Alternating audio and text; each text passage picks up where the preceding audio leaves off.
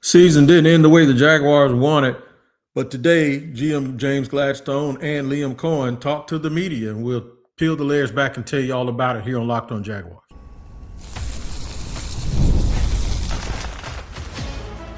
You are Locked On Jaguars, your daily Jacksonville Jaguars podcast. Part of the Locked On Podcast Network, your team every day. It is, in fact, your team every day here on Locked On Jaguars. We thank you for making us your first listen. My name is Tony Wiggins, the host of the Locked On Jaguars podcast. That's a part of the Locked On Podcast Network, the #1 sports podcast network. And we are glad to have you. And shout out to the everydayers who join us every day, because it is your team every day. Here's where we're going to go on this episode of the show. James Gladstone and Liam Coen speak, and they had a lot to say. We'll kind of peel the layers back without quoting. We'll let you know where you can find that entire interview. What's next for certain players, guys that are going to be free agents? Interesting way of looking at it from James Gladstone's perspective. And then we'll close by prepping to lose coaches, as we got wind that as soon as we were in the interview process today, defense coordinator Anthony Campanile got a request from the Miami Dolphins to be their head coach to match up with Grant Udinski being interviewed by the Cleveland Browns. So let's just get to the top of it. First of all, I'm glad you guys have joined me here today, and we don't take you for granted. I was able to get out and go to the actual press conference today, so shout out to the people that made that happen for me on my end. Yeah, a lot to talk about today. I got a chance to ask a couple of questions to both Coach Coen. I asked one to Coach Coen and one to Coach Gladstone. The main thing is after hearing that interview and seeing it close up, that's a confident bunch. I also saw EVP Tony Baselli. We chatted for a second about some personal stuff, but they're confident. They're not going to tell you this. They exceeded their expectations. That's just me. We can say that in the media. You can say it as fans.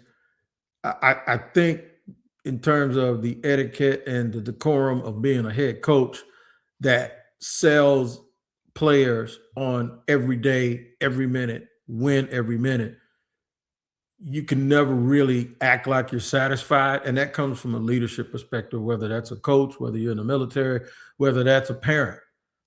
Not a parent as in you can see it, but a parent with your kids. You're always going to push people. And you can never really get the most out of folks if you ever let them know or find out you already exceeded my expectations. But it's also an open-ended thing, because while those guys are yoked to be realistic, they're also yoked to constantly try to improve and constantly try to get better and take everything that is there in front of you and press the line towards taking even more stuff that doesn't belong to you during these games. So you never want to give the impression that you've arrived or it's over. But I'm going to keep it real with you in the barbershop. The Jaguars exceeded their expectations. No one told me that. No one told me that. And they shouldn't. And if they did, that would be problematic. They had the expectation after a point. Expectations are fluid. I think when the playoffs started, they felt like they could win it all. I really do. I think they thought they were going to win it all. Players, coaches, fans, me, all of us. But the nature of this game is when you get to the playoffs, it's sudden death. That is why it is so critical and important. When teams are winning, even though they're making mistakes, you take the wins, you don't apologize for the wins, but you always want it to be clean because you want to form good habits. And there were some habits that jumped back on the Jaguars the other day, and that's why they lost the game. But how do you move forward? My question to Liam was, you talk so much about, and we all have heard it, and it's correct, about the next play. Winning the next play so you can win the next game. The next game is the most important. Okay, these games are over. You want to go into next season on a high based on where you think you are footing-wise, roster-wise, culture-wise, all of those things. But then you also have to reboot that thing and start it all over and kind of bang it into your fellows. The guy's head that nothing from last year is walking through that door. Everything's going to be different. This team is going to be different.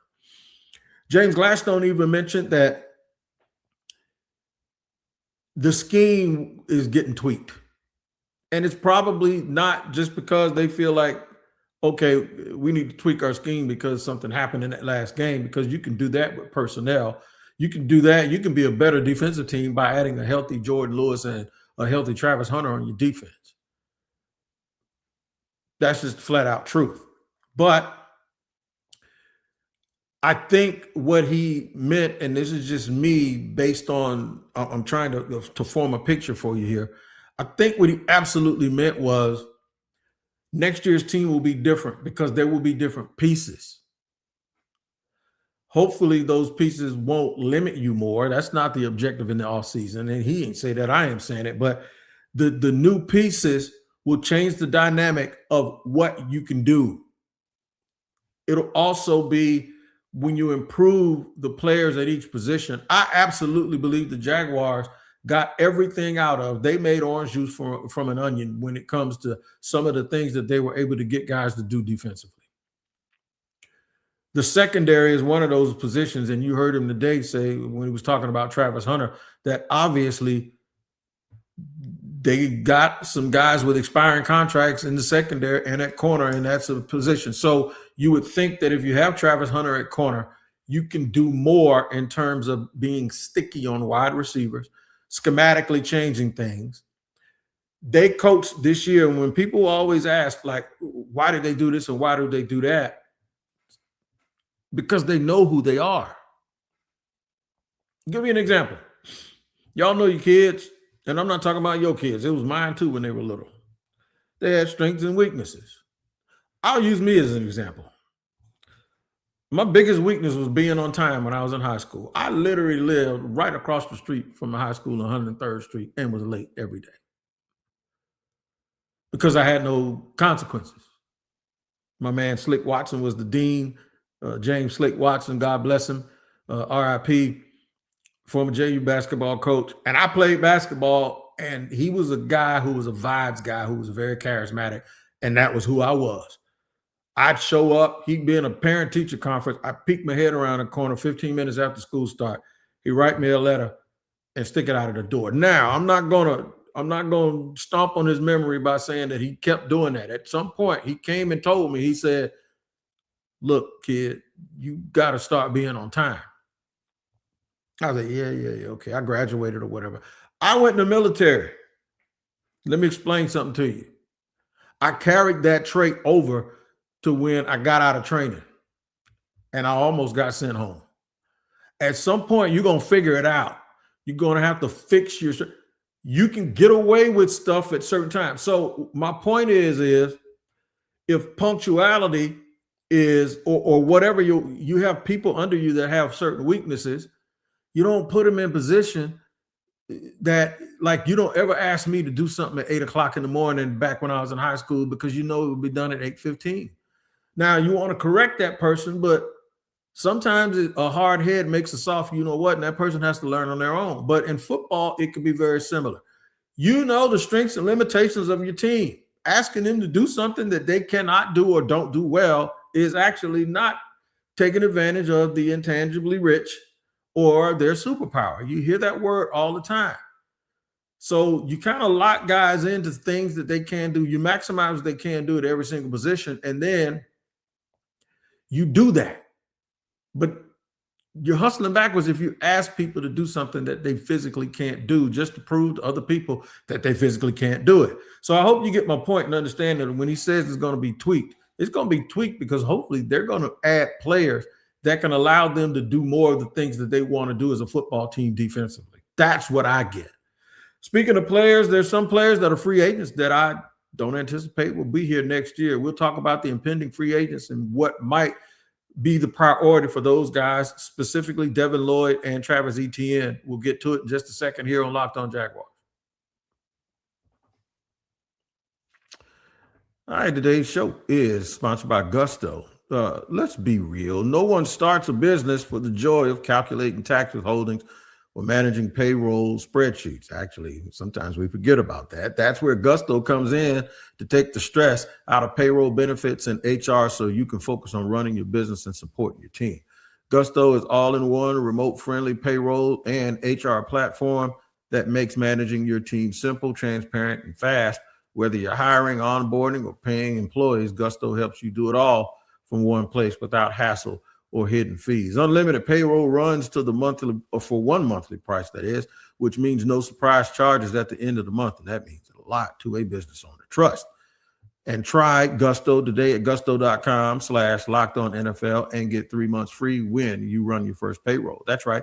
3 months free payroll at gusto.com/LockedOnNFL. One more time. That's gusto.com/LockedOnNFL.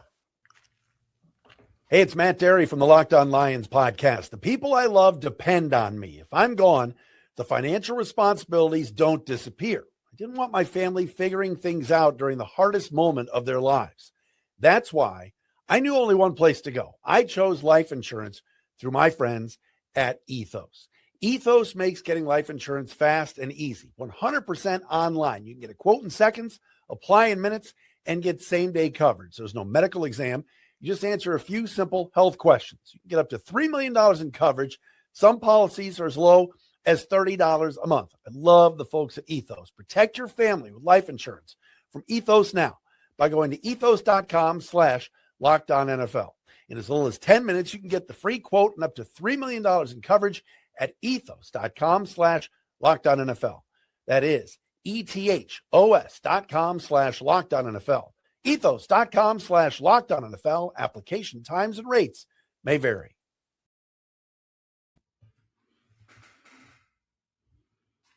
All right, moving and grooving here on Locked On Jaguars, where it is your team every day. Appreciate y'all joining us as always.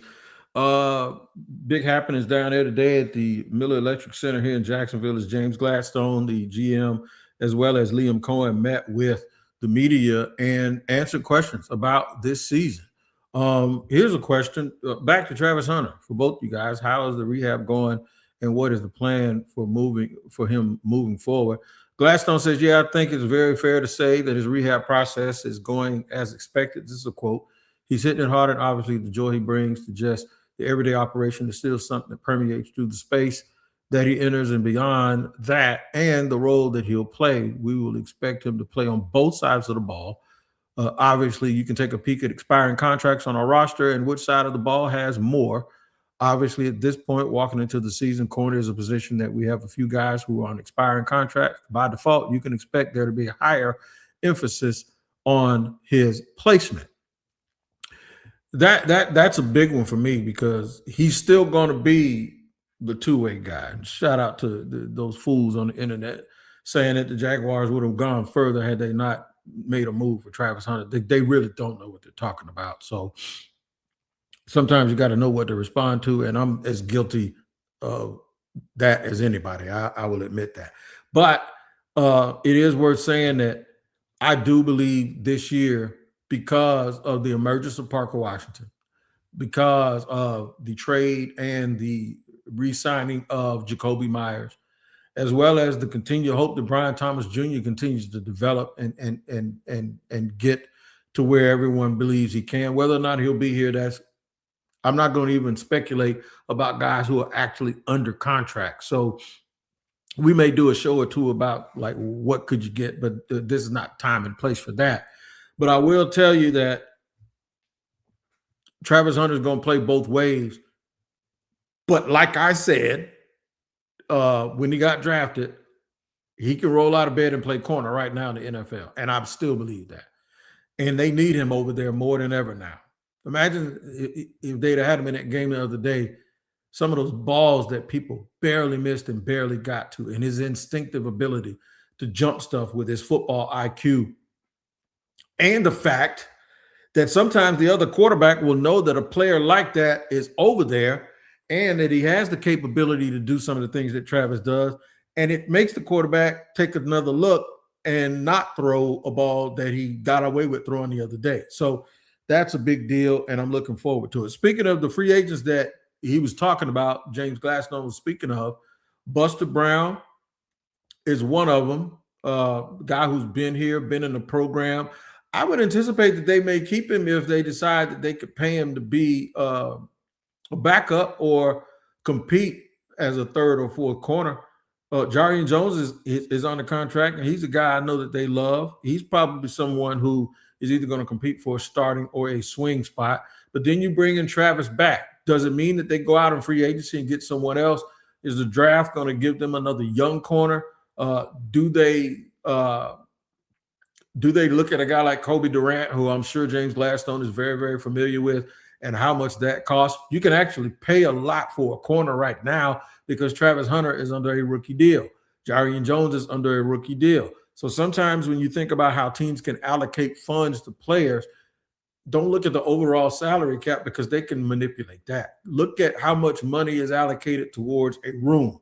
You can pay Jacoby Myers because Brian Thomas Jr. and Parker Washington, at least for the foreseeable future, as well as Travis Hunter. Those guys are probably your top 4 wide receivers. Well, the only one making a whole bunch of money is Jacoby Myers, and I don't even think he's in the top 10 or 15 for wide receivers for around the league. So, yeah, I would anticipate that they're going to probably look into getting another corner or see what the market is for guys like Monteric Brown and see if he can move forward. I don't believe the kid that they got from Cleveland is going to stick. He says he wants to come back. I'm talking about Greg Newsome, and I don't know if there's enough there for you to really bring him back.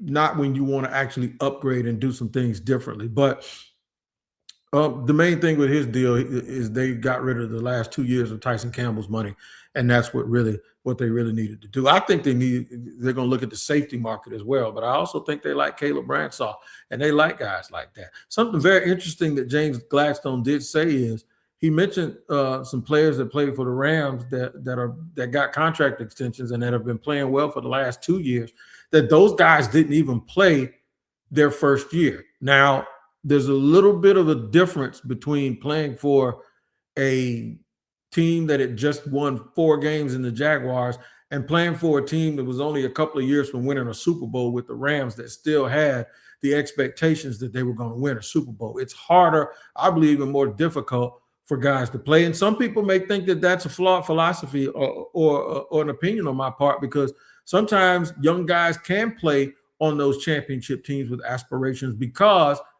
they have a lot of guys that they're paying already. Like they were still paying Aaron Donald when at the time that we're talking about. They were still paying Cooper Kupp. They were paying guys already. So sometimes in those situations, it's easier for guys to come in and play as young players. So there's a lot of nuance to it, but the 2 key players that everyone wants to know about is Travis Etienne and Devin Lloyd. Both sounded like they want to still be here. Travis Etienne sounds like it's more realistic that he returns. Devin Lloyd is in a position where he is going to get what he deserves financially on the market, and that might price him out here. And they sounded very grateful for the efforts and the things that Devin Lloyd did to not only help this team this year, but to help himself, both coach and the GM. So it's always classy in that respect. But I will tell you one thing. There were situations in the game in the fourth quarter the other day that did not involve fatigue. It involved situational matchups where Devin Lloyd was in and out of the game. It doesn't mean that he was being taken out because it was something that he was incapable of doing. It also doesn't mean that going into a nickel and putting an extra defensive back on the field somehow diminishes anything that he did. But I will tell you this.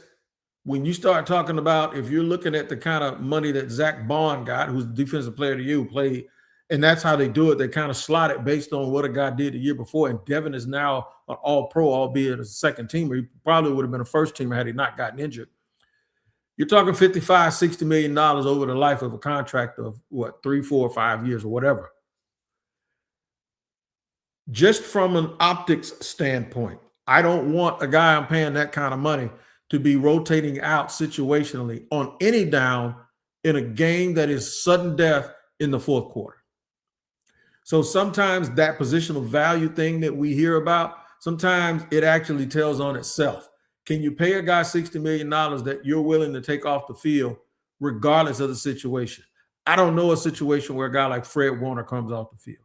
I don't know a situation where anybody making that kind of money is rotated off when it is not fatigue related. That is not a demerit on the staff. That is not a demerit on their scheme. And it's not a demerit against Devin Lloyd. It just is what it is. And it's more chalked up to positional value and matching up with money than it is anything else. So if I had to guess, I'd say yes to Travis Etienne and no to Devin Lloyd coming back. How that all transpires, is it a sign and trade? Is it a tag or whatever? I do not know. That's yet to be seen. But they're going to have some attrition maybe this year with coaches. I know by next year it'll happen, especially if they're successful again. I'll discuss that more in just a second here on Locked On Jaguars.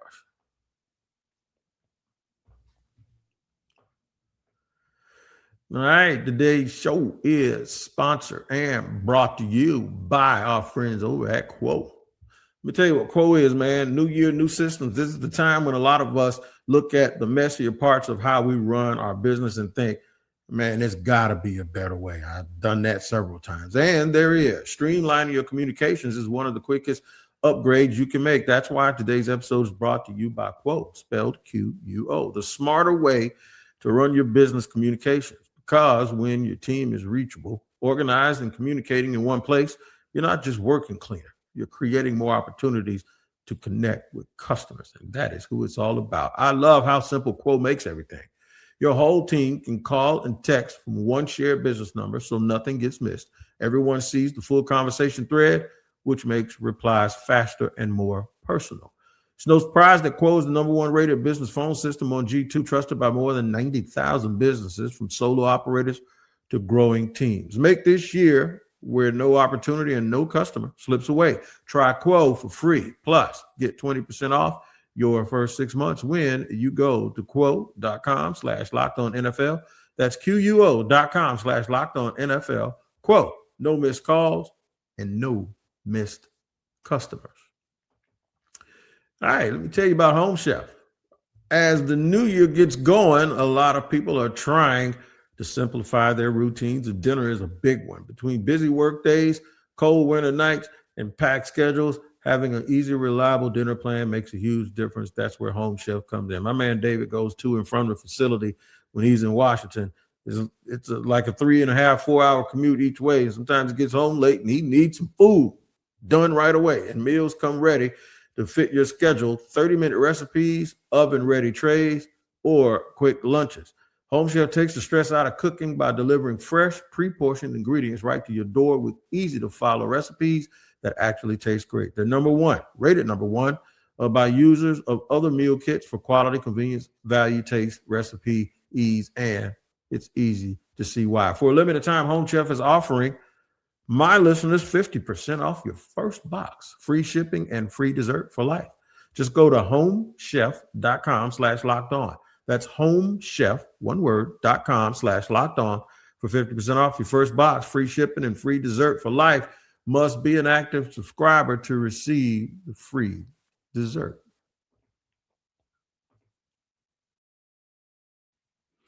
All right, man, here we are. Third and final segment here on a day where GM James Gladstone and head coach Liam Coen met with the media, sort of our exit interviews for the 2025-26 season. I did ask Liam Coen, how does he go from every play, like the next play, the next game, and now you have to try to transition to a whole new year, but the culture is kind of built, but next year nothing is going to be given to you because of what you did this year. And he really talked about focusing on their process and focusing on the fact that even James Gladstone mentioned that this year is different because they are focusing on where they're headed as opposed to coming in here and evaluating this new roster from coming in from the outside. They've been there every day. They know exactly what this roster is. And Liam is just talking about, getting it cranked up, talking about the three best or three better. Like, these are the three things you do best, and these are the three things you need to improve on. That they had those meetings with players, and they're looking forward to their guys coming back next year and chomping at it and getting it crunk up all over again. I do think there's some lessons that they can carry over. And what it is one, the sting of losing games that they didn't give their best effort, and you never want to live with and have that regret. The other part of it is they now know that they're good. There's been proof of concept. I have used that word. I had not heard Gladstone use it until today. I have used that word over and over. I named one of my podcasts proof of concept, because trying to sell people, or not really sell, I think he kind of corrected me on that, but having a word, saying it, and then in a profession sometimes where people really don't believe you because they've been lied to before. You know what I mean? It's almost similar to fans after the Jags lost the game this year saying the same old Jags, ain't nothing changed. And I'm like, no, yes, it has. And I used to argue with those people too, but I know why they do it, and I get it. To realize that things are not the same, to realize things are different. And while from a fan and media perspective, even though there's work to do and you can go right back, I don't think they're going back to 4-13, but if you're not careful, we've seen it here in the past, in 2021, 22, or whatever year it was, and then back in 2017. If you don't handle your business and do things the way they're supposed to be done, you can go right back to poverty, right? So the Jaguars seem to be, and this is just my adaptation for it, it looks like they are NBA, never broke again. Michael Irvin said, if I don't catch this slant, I'm going back to the ghetto. I kind of feel like these guys have that mentality a little bit. Oh, they ain't going back to the hood. But you know my point. The point is we don't want to go back to football purgatory here. We built and invested too much. Now there's a belief system. One of the things that's good about moving on is when people start interviewing your coaches. And it's really confusing to me a little bit why people don't grasp a hold of the fact that you're now in a position that Tampa fans were last year. Fans are actually saying, we got a shot, has to do something, or we got to do something, and people are trying to poach our coaches. You got to want the best for the assistant coaches. Somebody even asked Liam about losing coaches. He can't answer that, in any other way other than say, I'm going to help them, because it's the exact same thing after 1 year being the coordinator in Tampa that those fans and a lot of people down there, even some media members, ridiculed him about. And I know they'll say it was about the process. It wasn't about no process. It was about the fact that he left. And that's the deal. So you can't get angry. When people want your coaches, they want your coaches because you're a good team and those coaches have done something correct. With that being said, Grant Udinski is being interviewed for Cleveland's job, head coaching job, the offensive coordinator. And Anthony Campanile is being interviewed as the defensive coordinator. To all those people that sit and say, well, you need an offensive coach because you don't want to lose your system if you lose your play caller every year, I told y'all it could be the same thing on the other side of the ball. Here's a little silver lining for you. Coach Campanile comes from a tree of 3 different types of coordinators. Coach Hafley in Green Bay, he worked for at Boston College, Vic Fangio, and Brian Flores in Miami. So you don't necessarily have to go get a guy from the same tree, but you can either double back if you lose. If you lose an offensive coordinator, Udinski's great. They have enough insulation and guys there that they could probably anticipate that was going to happen, and they can elevate people and keep things going with Liam and the other guys that are there. There's a litany of, this is what I always told people about coaching staffs and front offices, where this is how you get the continuity. And we used to be kind of bare minimum at both of those things here in Jacksonville, and we didn't have success. Defensively, there's a way you can do it. Gladstone has already said we're going to tweak it. That means this team ain't going to be the same team next year. When we add more players, we'll be able to do more stuff. But then you can double back to go either to coaching trees. Christian Parker is the pass game coordinator for the Philadelphia Eagles. Jim Leonard is the pass game coordinator for the Denver Broncos. Both of those guys would be great coordinators. They both come from a similar tree under Vic Fangio or whatever that, or Vic Fangio as well as Christian Parker's been with Vic Fangio in Denver, as well as he's the pass game coordinator and defensive back coach with the Eagles right now. Or you can go an older route. You know, Jim Schwartz is getting interviews, but the new coach might not keep Jim Schwartz in Cleveland. Or Patrick Graham, you know, the Raiders staff is going to be gone. They interviewed Patrick Graham last year. What about Durante Jones, a cat who got interviewed here last year as well? He's up there as an understudy to Brian Flores, although if Flores goes to be a coordinator, I'm sure Durante Jones may end up being his defensive coordinator. I'm not trying to minimize Camp. I love Camp. The thing is though, there are a lot of guys that can do what Camp does, and coaches seem to keep a little napkin of people like that. Now, it won't be the same, but it's not going to be the same anyway, even if Campanile doesn't get the Miami job, which they'd be a fool not to hire him. And I thought the Giants would be too, but they look like they're going after John Harbaugh. But yeah, I wouldn't worry about that too much.